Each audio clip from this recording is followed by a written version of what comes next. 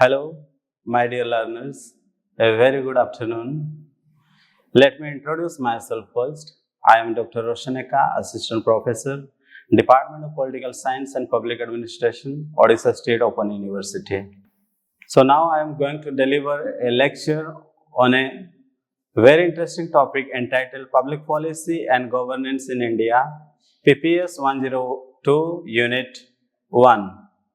Here I will try to cover like introduction, what is public policy, what is governance, definition of public policy and governance, some important policies of our country, stages of public policy, types of public policy, features of public policy, and conclusion. So public policy and governance are two important pillars of how a country functions. Public policy is about what the government decides to do or not to do for the welfare of the people. Governance, on the other hand, is about how these decisions are implemented effectively, fairly, and transparently. In India, both public policy and governance aim to promote inclusive growth, social justice, sustainable development. So now let us see what is public policy. Public policy means the set of decisions, plans and actions taken by the government to solve public problems and improve citizens' lives. It reflects the goals and priorities of the government in different areas such as education, health, environment, economy and social welfare. Example, the National Education Policy 2020, it focuses on improving education quality.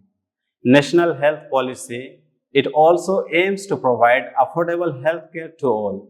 So, public policy connects the government's intentions with action that affect the people's everyday lives. So, now let's see what is governance. Governance refers to the process of decision making and implementation in a country. It includes not only the government but also institutions, civil society, and citizens.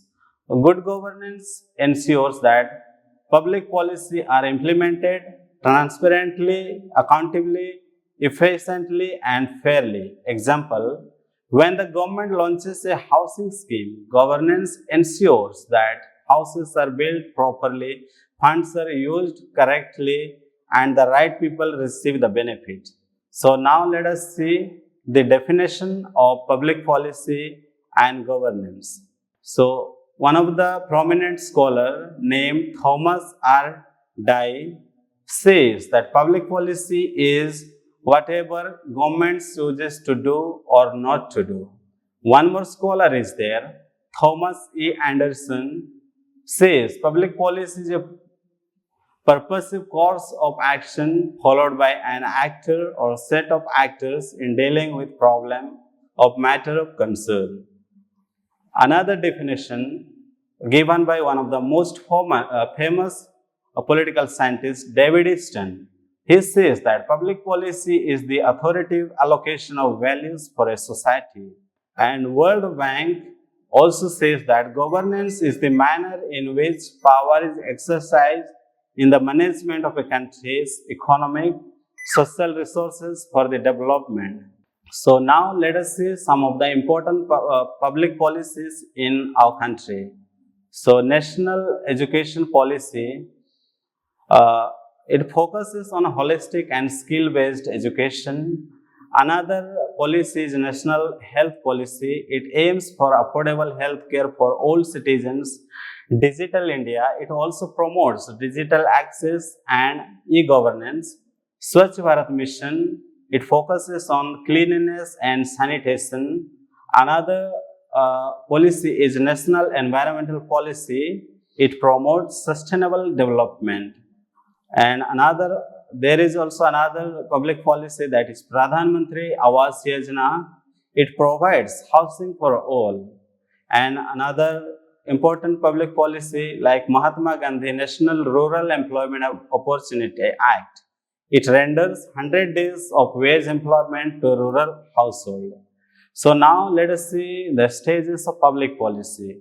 Public policy goes through several important stages. They are like problem identification. This is the first step where the government notices and recognizes a problem that affects the public, such as unemployment, poor healthcare, pollution, and lack of education. This aim is to clearly understand what the problem is and who is affected by it. Second stage is agenda setting. Once the problem is identified, the government decides which issues are important and need quick action. These selected issues are added to the government's policy agenda, meaning they are given priority for discussion and decision making. Another stage is policy formulation. In this stage, experts, governments, officials, and committees think of different ways to solve the problem. They prepare plans, programs, and laws. For example, to reduce pollution, they may suggest banning of plastic bags and promoting electric vehicles. So another stage is policy adoption. Out of all the possible solutions, one policy or plan is officially chosen. The government approves it through laws, executive orders, and cabinet decisions. This makes the policy official and ready to be put into action.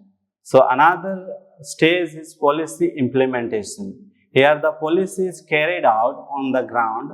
Different ministries, departments, and local bodies work together to make the plan successful. For example, if it's health policy, hospitals and health workers start applying in their work. So another policy is policy formulation. After the policy has been in action for some time, the government checks whether it is working well or not. They study the results to see if the goals are met or not. If the policy is not, so another stage of public policy is policy evaluation. It is the final stage of policy making. So after the policy has been in action for some time, the government checks whether it is working well or not. They study the results to see if the goals are met or not. If the policy is not effective, changes or improvements are made accordingly.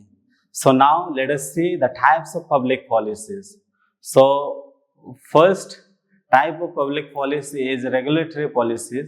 It sets rules and restrictions for individuals or organizations. For example, traffic laws, environmental regulation, etc. Another type is distributive policy. It provides goods and services to people. Example, free education, subsidies, policy health schemes, etc. Another type is redistributive policy. It allocates resources from one person to another person or a group of persons. For example, reservation policies, progressive taxation, etc. Another type is constituent policies. It deals with the structure and functioning of government institutions, for example, recognition of ministries, establishment of commissions, etc. So now, let us see the features of public policy. So the first feature of public policy is goal-oriented. Public policy always has a clear aim or purpose. It focuses on solving specific public issues and improving people's lives and organized way. Type is government made. Public policies are created only by the government or its authorized agencies. They represent official government's decisions meant for the benefit of society. Another type is dynamic and evolving. Public policies are not permanent. They change and improve over time to match people's need, new challenges, and changing social and economic conditions. Another type is public oriented. Public policies focuses on issues affecting everyone in society, not just individuals. They aim to promote equality, welfare, and collective development for all. Another type is action-oriented. Public policies are not just written plans, they lead to real actions, programs, and projects that bring visible improvements in people's everyday lives. Another type is result-oriented. Public policies aim to produce accessible outcomes. Success is judged by the results achieved, such as better education, health, living standards. So now it is the time for the conclusion. Public policy and governance are the base of a good democracy. In India, they help reduce poverty, improve education, and promote equality. Good governance ensures fairness, transparency, and people's participation. Together, they build a just and developed society. So, this is all about the introduction of public policy and governance in India, PPS 102, Unit 1. In my next lecture, I will cover the History of Public Policy, Unit 2. Thank you. Have a nice day. Namaskar.